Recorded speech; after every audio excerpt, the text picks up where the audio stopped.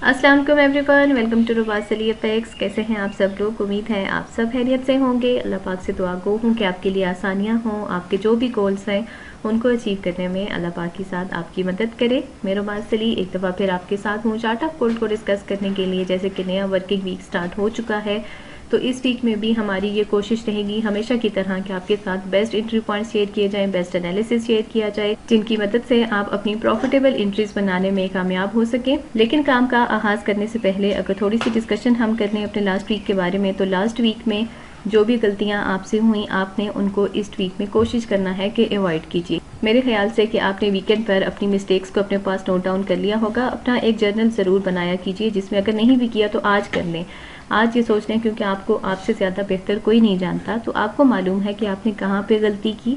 आपने over trading की थी, आपने लॉट साइजेस बड़े यूज़ किए थे, या आपने रैंडम एंट्रीज ली थी, ज़्यादा एंट्रीज ली थी, बिना सोचे समझे ली थी, किसी के कहने पे ली थी, या कोई ऐसा एनालिसिस फॉलो किया जिसकी 90% तक एक्यूरेसी नहीं थी, या फिर आपके खुद के इमोशंस ने आपको डिस्टर्ब किया, या फिर आपका माइंड आपके कंट्रोल में नहीं था, और या फिर आप लालच कर बैठे, या फिर कहीं भी कोई ट्रेड आपने एग्रेसिव होकर गुस्से में ले ली। ये वो चीज़ें होती हैं जो बेसिकली लॉस की वजह बनती हैं। हमेशा याद रखिएगा 50% आप लॉसेस अगर अपने एनालिसिस की वजह से या फिर अपनी रॉन्ग एंट्रीज की वजह से करते हैं अगर, तो बाकी का 50% सिर्फ और सिर्फ आप अपने इमोशंस की वजह से लॉस करते हैं। मोस्टली यहाँ पर लॉसेस इस वजह से नहीं होते कि हमने मार्केट को एनालाइज नहीं किया, या हमने एंट्री पॉइंट्स फाइंड आउट नहीं किए ठीक से, या फिर हमने कोई अच्छा सिस्टम यूज़ नहीं किया, अच्छा सिग्नल यूज़ नहीं किया। ये वजह नहीं होती। ज़्यादातर वजह ये होती है हमारे लॉसेस की कि हम अपने इमोशंस को ही कंट्रोल नहीं कर पाते, हम अपने माइंड को कंट्रोल नहीं कर पाते। हमने सोचा कि हमारे दिन का ये टारगेट है, इतना प्रॉफिट मुझे चाहिए, और जब वो प्रॉफिट मिल गया तो हमारे अंदर लालच आ गया। हमने सोचा नहीं यार चलो थोड़ा सा और बना लेते हैं, थोड़ी और कोशिश कर लेते हैं। या फिर अगर हमारा कहीं पे एसएल हिट हो जाता है तो हम एग्रेसिव हो जाते हैं। हम सोचते हैं क्यों मेरा एसएल क्यों हिट हो गया, इसको तो मैंने वापस लेना ही लेना है, और आज के आज ही मैंने लेना है। लॉसेस को रिकवर किया जाता है, लेकिन उसके लिए एक तरीका होता है। उसमें ये है कि आपका जो भी ट्रेडिंग सिस्टम, जो भी स्ट्रेटजी, जो भी सिग्नल आप फॉलो कर रहे हैं, वो चीज़ें डेफिनेटली कि वो लर्निंग के बाद आपको प्रोवाइड की जाती हैं। तो उसमें आपके पास चांस होता है एक अच्छा पॉइंट आपको सेकंड पॉइंट मिल रहा है, आप अपना लॉस रिकवर कर लें।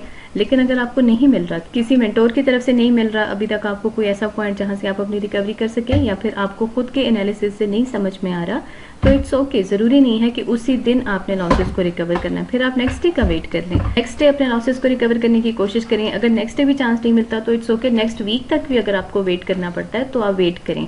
वेट करना बेहतर है बजाय इसके कि आप रैंडम एंट्रीज लें, बिना सोचे समझे लें, या किसी के कहने पे लें, या एग्रेसिव होकर लें और मजीद लॉसेस करने अपने। तो इन चीज़ों से बचने के लिए ज़रूरी होती है ये चीज़ कि आप लोग अपने अंदर पेशेंस रखें। मार्केट ये है कि यहाँ पे आपको 80% तक वेट करना पड़ता है, बाकी का 20% आप यहाँ पर ट्रेड करते हैं। तो इसलिए ये कुछ ज़रूरी चीज़ें होती हैं। अब डिस्कशन ज़्यादा हो जाएगी और मेरे ख्याल से कि आप लोग बोर भी हो जाएंगे, इसलिए इस डिस्कशन को हम मज़ीद कंटिन्यू नहीं करेंगे। अभी हम बढ़ेंगे अपने आज के एनालिसिस की तरफ, लेकिन ये ज़रूरी चीज़ें इनको माइंड में रखा करें। अच्छा जी, एनालिसिस के लिए सबसे पहले न्यूज़ हम अपने पास अगर चेक करें तो न्यूज़ हमारे पास कोई भी नहीं है, क्योंकि हम गोल्ड के ट्रेडर्स हैं, तो यूएस का डेटा हमारे लिए बहुत मैटर करता है। लेकिन हमारे पास आज मोस्टली मंडे को मार्केट साइलेंट रहती है, कुछ हद तक साइड वेज में रहती है, तो हमारे पास डेटा भी कोई नहीं है। तो हो सकता है कि मार्केट साइड वेज में रहे। ये कुछ पॉइंट्स हैं जो यहाँ पर मैंने ड्रॉ किया आप लोगों के लिए, मैं आपके साथ शेयर भी कर देती हूँ। इन पॉइंट्स के बीच में मार्केट रह सकती है। अब इन पॉइंट्स में रहकर आपने अपने एंट्री पॉइंट्स को फाइंड आउट करना है। सबसे पहले एक जो माइनर रेजिस्टेंस यहाँ पे बन रही है 4052, ये पहली रेजिस्टेंस है जो कि आपको सेलिंग में अच्छी अपॉर्चुनिटी दे सकती है। मार्केट अगर यहाँ से रेजिस्ट करेगी, यहाँ से रिवर्स बैक करेगी, तो आपने यहाँ पे एक छोटी सी अपनी एंट्री ले लेनी है। अपने लॉट साइजेस अपने बैलेंस के हिसाब से रखते हुए यहाँ पे आप अपनी एक एंट्री ले सकते हैं। लेकिन अगर ये रेजिस्टेंस यहाँ पर ब्रेक हो जाती है तो सेकंड जो रेजिस्टेंस होगी वो होगी 4060। ये आपका दूसरा सेलिंग एरिया है, यहाँ से आप अपनी सेल की एंट्री ले सकते हैं।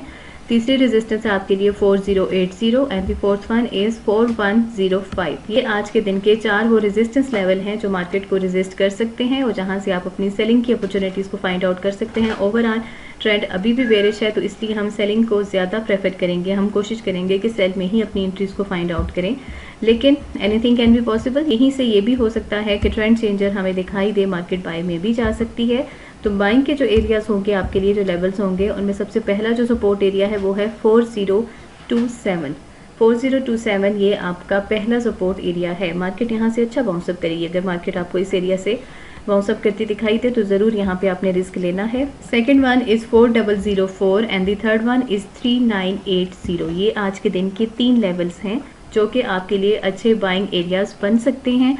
मार्केट अगर यहाँ से बाउंस अप करती है, पहला लेवल था 4027, दूसरा है 4004, 3980। अगर ये पॉइंट्स आपको मेरी स्क्रीन पर ठीक से दिखाई नहीं भी दे रहे तो मैं साथ में इसीलिए कोशिश कर रही हूँ कि मैं आपको बोल के बता सकूँ ताकि आप अपने लेवल्स को अपने पास नोट डाउन कर सकें और आपके लिए आसानी हो जाए। फिर भी अगर कोई कन्फ्यूजन रह जाती है तो आप मुझसे डिस्कस कर सकते हैं। कॉन्टैक्ट नंबर है 0314501268। इस नंबर पे कांटेक्ट करके आप अपनी जो भी प्रॉब्लम्स हो उन्हें डिस्कस कर सकते हैं। जो भी ट्रेड्स आप लें, जो भी एंट्रीज आप लें, जहन में रखिएगा लॉट साइजेस बैलेंस के हिसाब से होने चाहिए और एसएल को ज़रूर यूज़ कीजिएगा। अगर एसएल हिट होता है तो होने दें, उसको एक्सेप्ट कीजिए, लेकिन बिना एसएल के काम मत करें। ये था आज का एनालिसिस। मुझे उम्मीद है कि पॉइंट्स आपको समझ में आ चुके होंगे। मज़ीद डिस्कशन के लिए आप हमारे ग्रुप्स को ज्वाइन कर सकते हैं।